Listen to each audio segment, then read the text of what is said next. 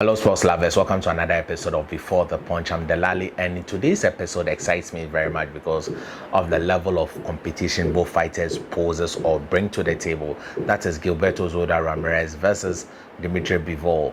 This fight is for the WBA middleweight championship, light heavyweight championship and it's happening in Abu Dhabi and at the Etihad Arena. This fight brings a lot of tension between both camps. We all know how the fight was made because ordinarily Eddie Hearn, who is the promoter of Dmitry Bivol, wanted him to fight the Ghanaian prospect, my fellow countryman, that is Joshua Buatsi. But Oscar De La Hoya and his golden boy Ramirez had other plans. They petitioned the WBA, and the WBA went ahead and sanctioned the fight between Zoda and Dmitry. Now, besides that, the two promoters have a lot of tension between them. That is Oscar and Eddie Hearn. So the fight, they are just being diplomatic, but there is a lot of tension between them behind the scenes. Oscar has been talking well, saying the right things, that Bivol is the biggest test for Dmitry. Based on what can that be true? Though I don't entirely dismiss it, but I think it might not be true because Bivol have not faced any A-listed fighter in his prime whom we know about for us to know his level of competition when he steps up to the next level. So though I agree with Oscar to an extent, I also disagree with Oscar to an extent. But all the same, the fight is an exciting fight. Both guys are coming in this particular fight with a lot of experience. Experience as in Dmitry Bivol may just have 20 fights as a pro, which is twice as even if you double it, that would be 40, whilst Ramirez has 44 fights, so he wouldn't still even catch up with Ramirez. But don't be fooled, Dmitry Bivol has a lot of amateur pedigree. He is an astute amateur boxer, so he has seen all styles and have been in the ring with other great fighters. He was at one point in time with fellow Russian and the other man that holds all the other belts, that is Atabetabayev. But Atabetabayev was his senior in the national team, so he said they never had a chance of sparring, but they were briefly together in the Russian national team. Now, taking a look at this fight per se and the level of competition, like I was saying earlier, Dmitry Bivol has faced way more better opposition in his 20 fights than Gilberto Ramirez in his 44 fights. If you look at Ramirez's, you could talk about Hart and you could talk about Barrera, but those were not fights that happened in the prime of these boxers.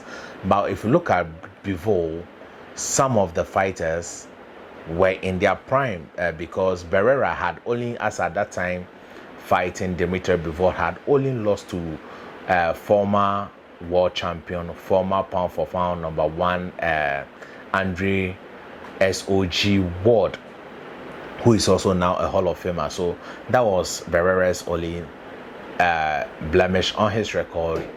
Then he has fought Jean Pascal. Pascal is an astute boxer. He is not the elite of the elite, but he always brings the A game. And if you are not ready to fight, don't get into the ring with Pascal. He also fought a future Hall of Famer Saul Canelo Alvarez, in which he beat him comfortably. He did not even get the chance to go through the gears or change his game plan. He used one game plan to beat Canelo from round 1 to round 12. Now Canelo is seeking a rematch, but the Bivol has told him he is rather interested in the unification fight other than a rematch with Canelo. Now, Bivol being ahead in terms of level of competition, he is also ahead in terms of footwork, ring IQ. The true advantage I think Zodo has to his advantage is he is the bigger of the two fighters. and he has power. Now, but with this, I still think he needs to do just more than just use these two attributes before he can beat Bivol, because Bivol is a technically sound fighter. He boxes well. He does almost everything well. Being an Eastern European, they come with a lot of tricks and with a very high guard, so it will be very difficult to break Bivol down. Besides that, he is also always in good condition, so Bivol can outbox you and beat you for 12 rounds and you wouldn't notice that he has gotten tired. Even when he was hurt against Joe Smith Jr., who is a former world champion, when he was hurt by Joe Smith Jr., he was still able to use his ring generalship to steal the show at the end of the 12th round.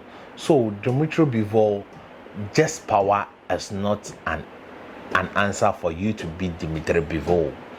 Now, what I think Gilberto has to do is constantly switch the angles on Bivol, because Bivol would always want to run away from the left hand, so he must constantly switch the angle or always bring Bivol back in line in order to land the straight lefts. So if not, he wouldn't have it easy. Besides that, Bivol is very technical and he would be parrying his jab. And I'm watch from the film studies I have done, Bivol will not just parry it, because sometimes with heavy hands he often parries the jab while stepping back, so he blocks it and goes back. So even if his hand is not strong enough to resist it, you don't land a punch. So that is how good Bivol is, and he is also good with his jab. So if like I said in the Calero preview, if he gets into the rhythm, he moves in and out. And that rhythm is so confusing that if you don't take time, you may not have a solution for it till the fight ends.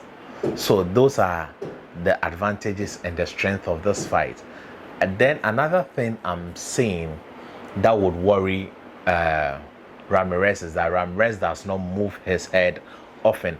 His head is often in straight line, and when his head is in straight line and Dmitry Bivol is able to outstep him, he would hurt him.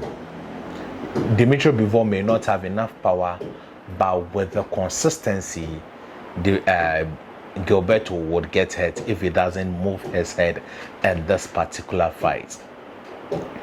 So that's how I think the tactical team should look at it. But I see this fight starting at a very high pace, with Gilberto being on the front foot whilst Bivol is on the back foot. That is how I see it. Then he would make adjustments in the first two rounds. So from round 3, Bivol then takes over and outboxes Gilberto Zoda.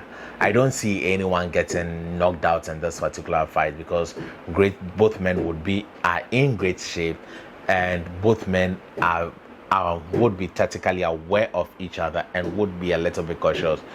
But I don't see a knockout happening. I see a unanimous decision in favor of Dmitry Bivol. Zoda would also be in every round, but just that Bivol would do more than he would do, because Bivol has a better conditioning than Zoda. So he would be in this fight, but Bivol would just happen to be doing more in the ring than him.